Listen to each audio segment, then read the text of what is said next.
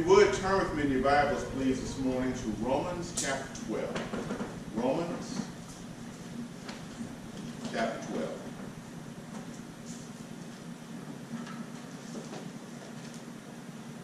Romans chapter 12, starting in verse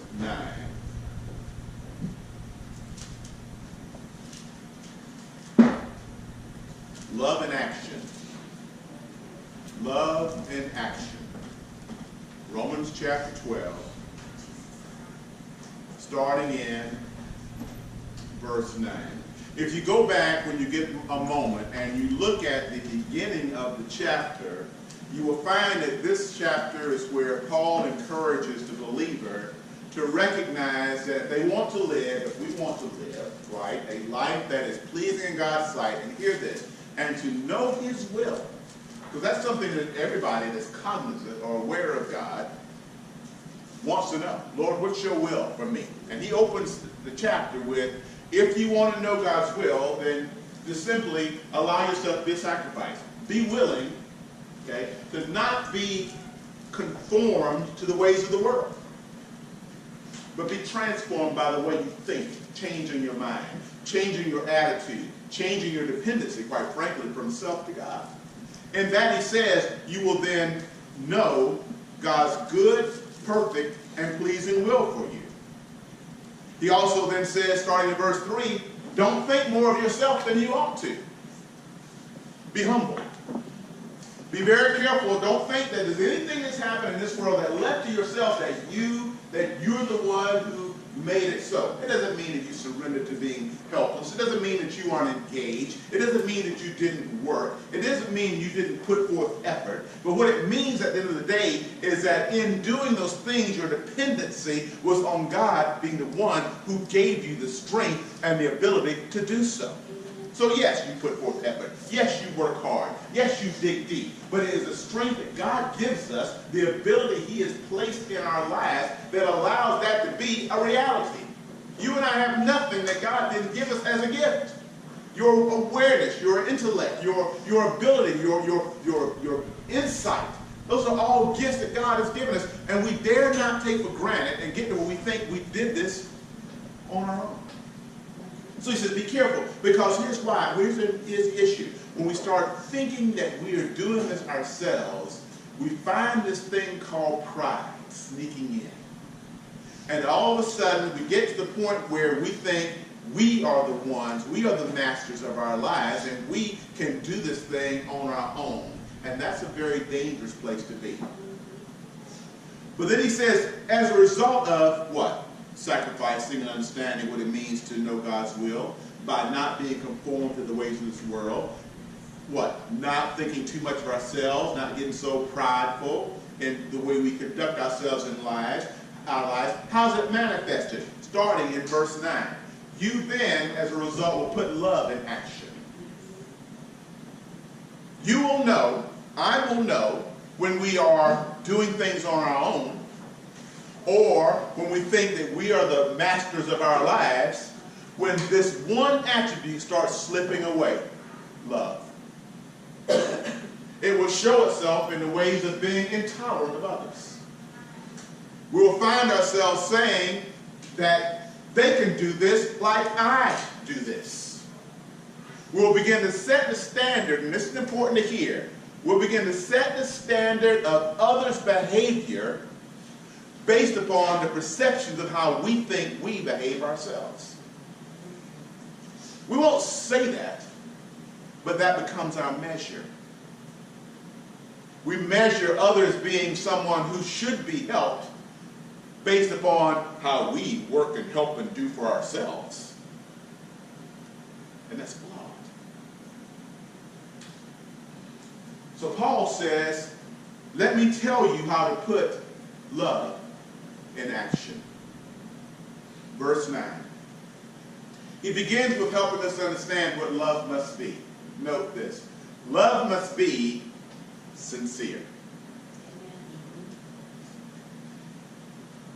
Webster says that to be sincere means to be free of deceit, free of hypocrisy, free of falseness, to be earnest, to be genuine. I like this, to be real. To love is to be real, not to be fake. Not being nice to someone with an ulterior motive. Not being gracious because there's something in it for you. It's like when I was a younger guy, or you may have been maybe even now, when you wanted that new car that you know you couldn't afford, but you wanted to get the car. And so therefore, all of a sudden, you become extra nice and extra gracious, and you're doing extra things, and you want it. It's for the family, and it was for the family. But the point is, you got this nice new shiny that you want. You didn't need to get it. You weren't ready to get it, but you wanted this nice new shiny car. And so therefore, you would do whatever you needed to do to try to get there. My wife helped me get weaned of that very easily. And it wasn't about her saying no. She said, okay.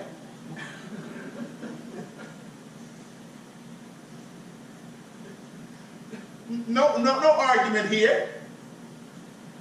We want to have 2 new cars in the yard with 2 young children we're trying to raise. Okay. And it was hard. It was the last time we bought that 2 new cars in the yard at the same time ever again. I now am a proud owner of a pre-owned car. And my previous car was a pre-owned car. That's for a long time. Matthew and I drove that car forever. People still see me and say, where's the Mini? But it came from a lesson. Love needs to be open and transparent. No ulterior motives. Nothing that you're trying to gain for yourself, but sincerely interested in someone else. Look what he says here. Be devoted, verse 10, to one another. In Matthew Henry's commentary, he says that the love we are to have, and this is deep now, this is kind of raising the bar here. The love we are to have, one for another, this is the challenge, should be the same type of love that a mother has for her child.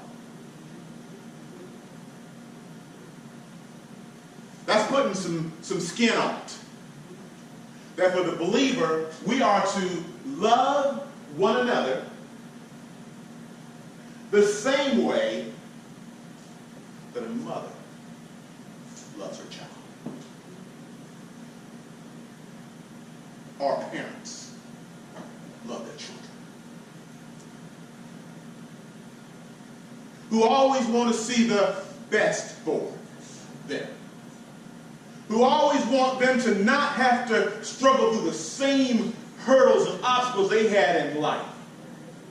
But want to help good parents, help to develop them in order to be able to help them to navigate through the things that we fell in so that they can rise above them and be able to go to a new level. They always see what the potential is in the person.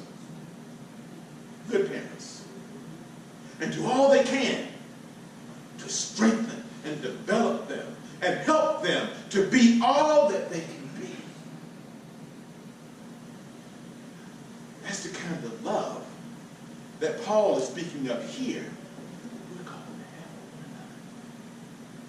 another. Can you imagine what it would be like if we truly always treated others as though we really, genuinely had their best interest in mind over and above ourselves? What kind of world, what kind of people we would be if we would dare to sacrifice ourselves for the best of somebody else. And when we each find ourselves doing that, there'd be this reciprocal effect.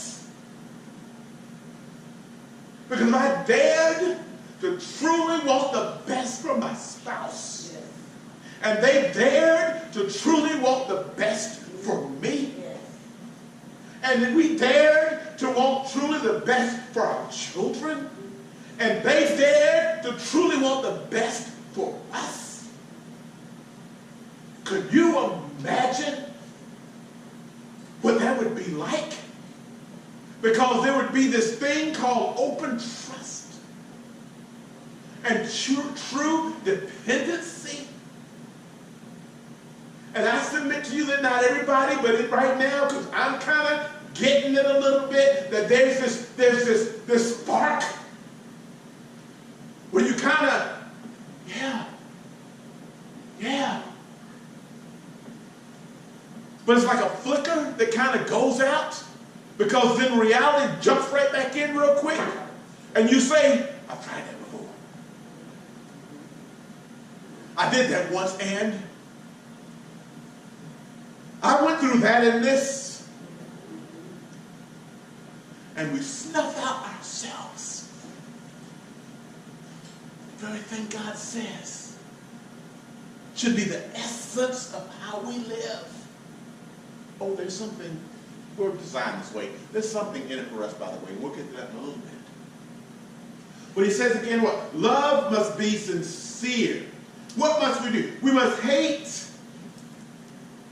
That's a strong word. Hate what is evil and cling to what is good, that we might be devoted. Here, see, I didn't make this up. What I talked about, that reciprocating love, that's devotion. It's what we do, for example, when we give ourselves in marriage. We make vows, don't we? Those vows are the promise. It's a devotion. It's something it's a contract. It's something we say we agree to. It's quite frankly the foundation of what allows a marriage to become lifelong lasting. And it makes a house to become a home. When you say that I will indeed love you for better or for worse, for richer or poorer, through sickness or in health, until death do us part. That's devotion. Well, that same devotion is the same love that we're to show to one another. Matthew Henry, I love Matthew. I sat there and I read this and I thought, my gosh. Man, Matthew, you're amazing on how you just illustrate and break it apart. And he had a statement. He says, there's a love we have creation, nature, and architecture, and people in general. But there's to be this deeper love that the body of Christ is supposed to have one for another. They then allow to stretch out into the world and everyone they come in contact with. It's the same love Christ had for us. It's a selfless, sacrificing, genuine, sincere love. And you say, why are you so emotional about it? Because as I was preparing for this message, and as I say it now, I say, I'm not there.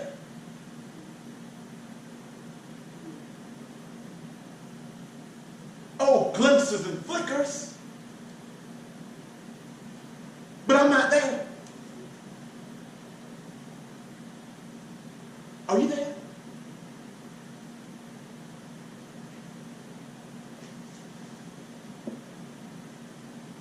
Devoted. Let's honor one another.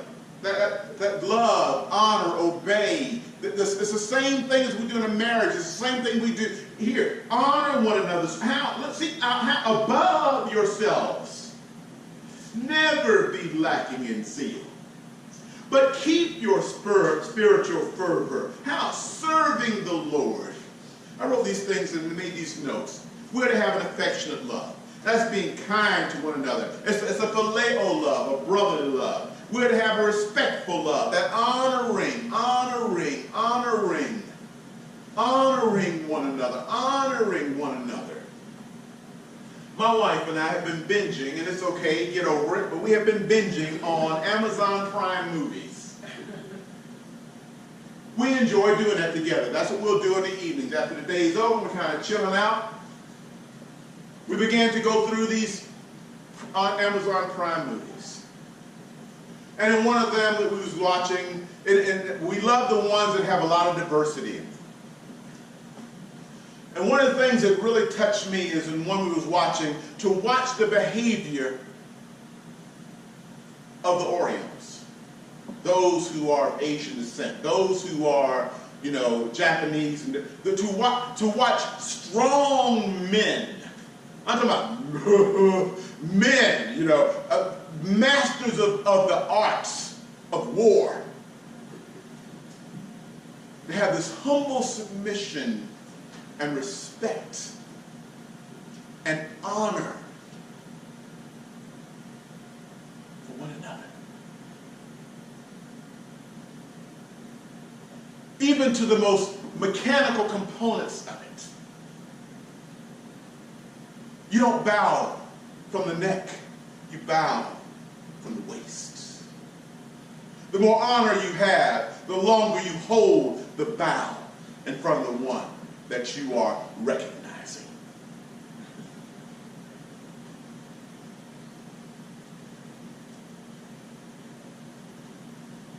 We're called to honor one another, respect one another, look for the best and to build one another up. Never, as again he says, losing your spiritual fervor. Being liberal with your love is the next thing. Gracious, not sparing, not loving because someone has deserved it.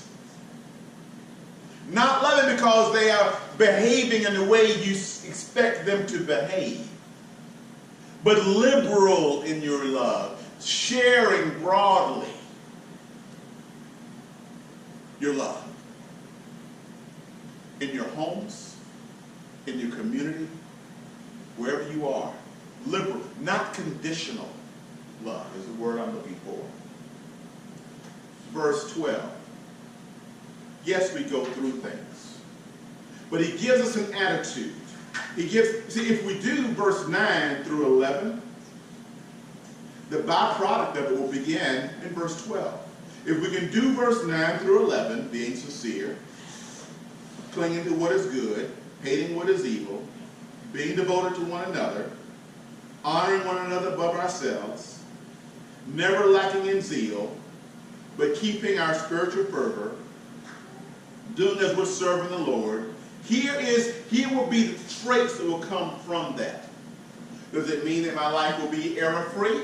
Does it mean I will be problem-free? Does it mean everything will always work out?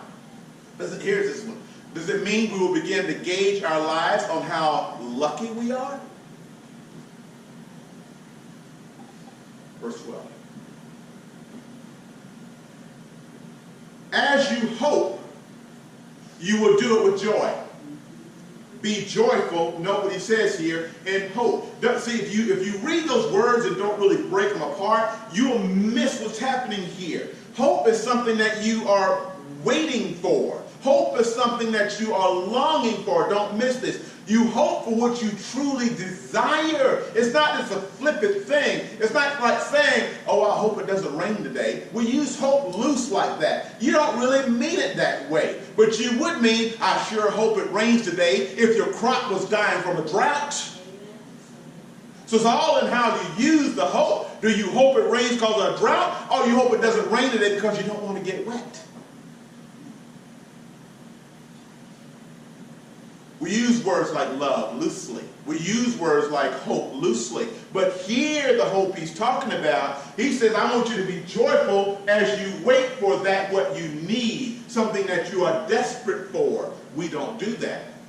Those of us who don't find ourselves where we need to be, when we're looking or hoping for something and it has not come, instead of being joyful, we find ourselves mournful. Our countenance, our gauge, okay, is based on what we have or don't have, or if it's not working out, we're down, and it's over, and what's the use, and I'm through, and I can't deal with this any longer. But when it works out, oh man, it's great, and so we are some of us are like that. That's not God's desire for our lives. He's saying here, as you hope. Don't raise your hand.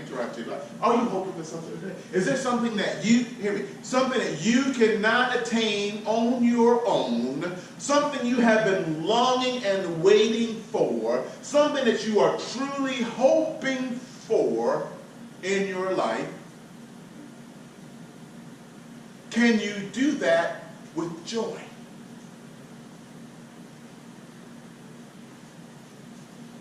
It doesn't mean giddy forgetfulness about what you, but it's the joy, like Jesus said, the joy I give you, the peace that I give you, the world didn't give it to you, so therefore the world can't take it away. You understand what it means to have the joy of the Lord being truly your strength? Why do you need strength? And apparently you must be weak. So he says, I want you to be joyful again in hope. Here it is. Patient in affliction. Affliction is a strong word. I'm into words today. Yes, I am. Because if you don't break apart what's being said, you miss the message. Affliction is not nice. Affliction is to be in great pain, great persecution, great discomfort. Think about your darkest moment that you may have had in life. You may not have had any. Your darkest time, your most uncertain circumstance, the most pain, the things that were beyond yourself, the most, or maybe even this way. Think about someone you love and how you have watched them go through something that was beyond anything that you could do anything about, and it broke your heart to not be able to fix it, and it wouldn't go away. That's affliction.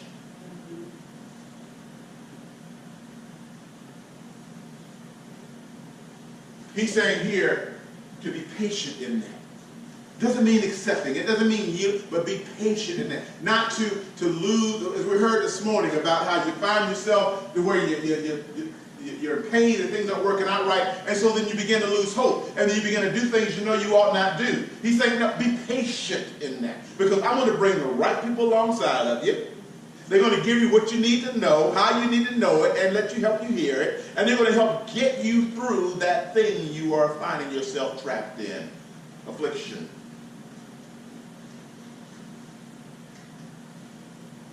And faithful in prayer. Faithful in prayer. You see, when we don't allow ourselves to be joyful as we hope, when we don't allow ourselves to be patient in affliction, you will definitely find the next thing that will happen is prayer will become absent from your life.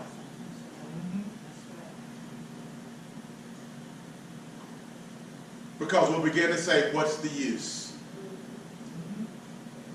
Or we may not say that. We may say nothing. And I want to say this today, because this is real.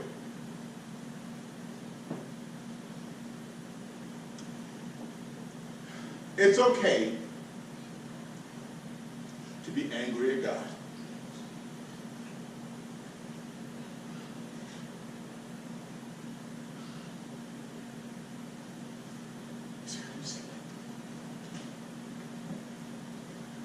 Because I'd rather be angry at him for what I don't understand than to be dismissive of him as though he doesn't exist. It's okay to let God know there's something you don't understand and you can't figure out why he's let this happen to you. He sent me here, as the old preacher used to say today, to let you know God's a big boy. He can take it. Remember how we talked about earlier that love must be sincere? That word sincere means to be real. God's looking for real believers.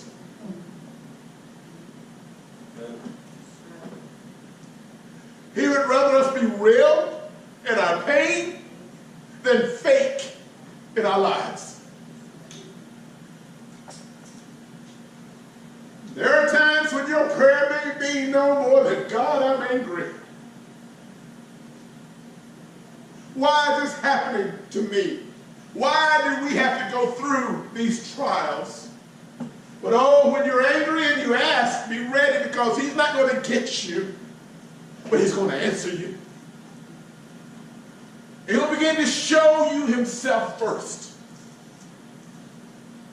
And then he will begin to give you a better understanding of the trials that you are going through.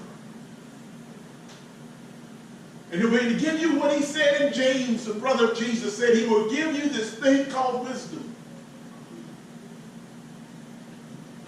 And help you to see your circumstances as he does, not as you do. He'll give you this thing called perseverance.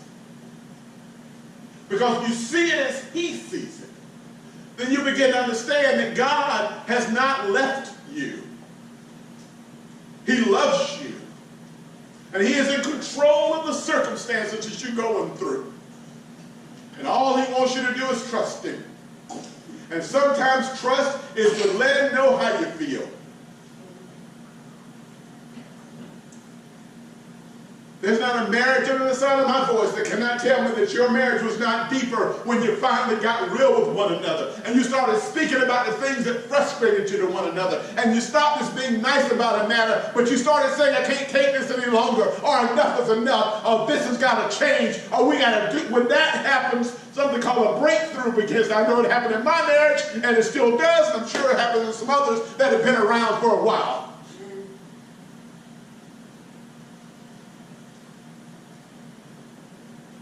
You can be real with him.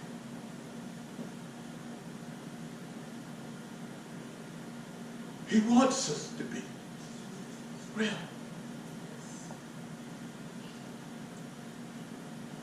He wants to hear. Prayer is not always, and prayer should be very seldom about, give me this or give me that.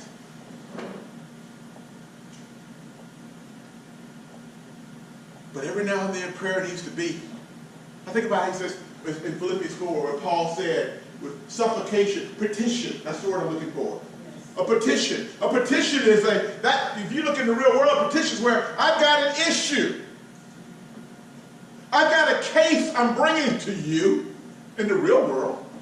In fact, I've got other people who have signed this because we want to see a change. That's what a petition is. Well, you know what? We've got a list. And we can go with a petition. Lord, you said. Lord, you promised. I'm bringing the petition to you. And I'm trusting you. Because you are a fair judge. And you will do what is right.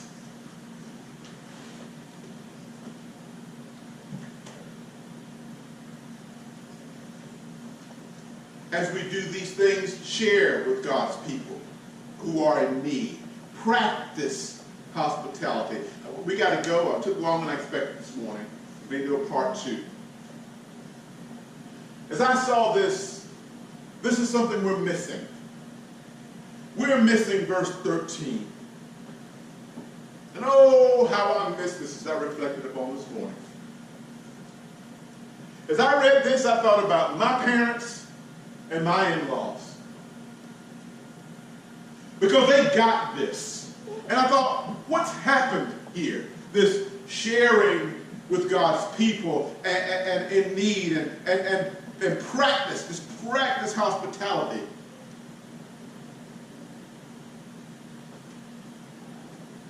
It's because we live now in a society in a time where we don't know what it's like to have nothing. As we look back and I think about my parents and I think about my mother-in-law And the times which they came in, I thought, wow, yeah, I forget. Dude, you don't have any clue. You have no idea what it was like to live through the Great Depression. You may have read about it. You don't even know when it was. You can't even tell. You don't even know what brought. You don't know anything. But to have lived through that. It was never an engagement where when you left, you didn't leave with something. Not only would they give everything they had when you were there, but my mother-in-law and my parents, you're going to take something with you. They would work hard just to sit back and eat nothing themselves, but to watch you have a good time.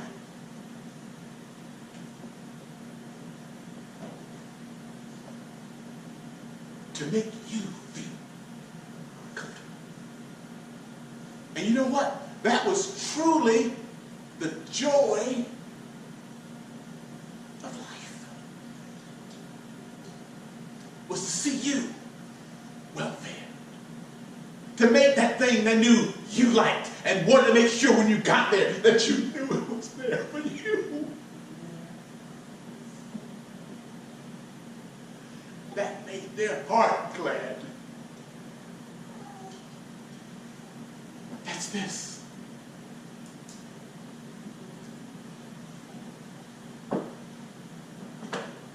It's not too late to stop making excuses for why we don't do that and get it done. That must not slip away. That we practice hospitality. Bless those who persecute you. Bless them. Don't curse them. Rejoice with those who rejoice. Mourn with those who mourn.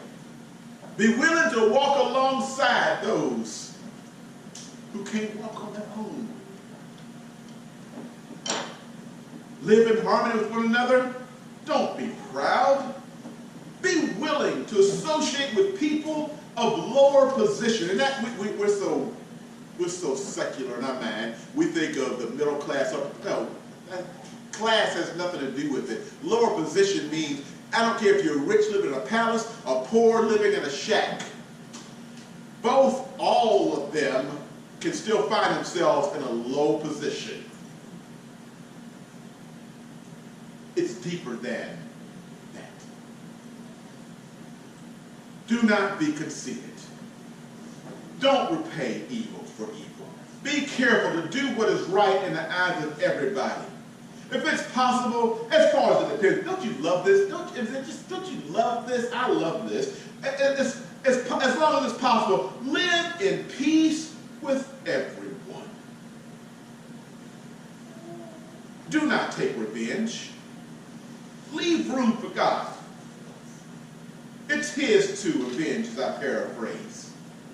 If your enemy is hungry, feed them. If they are thirsty, give them something to drink. In doing this, conviction will be there. He calls it heaping burning coals on their head. It's not like I'm going to burn them up and get them. No, it will give God an opportunity to work and bring conviction in that area. Do not, here's what happens to us so easy, do not be overcome by the things that are done against you, but overcome those things by doing, this is Bruce paraphrasing, by doing what is right. And in that, we will begin to really experience what it means to have love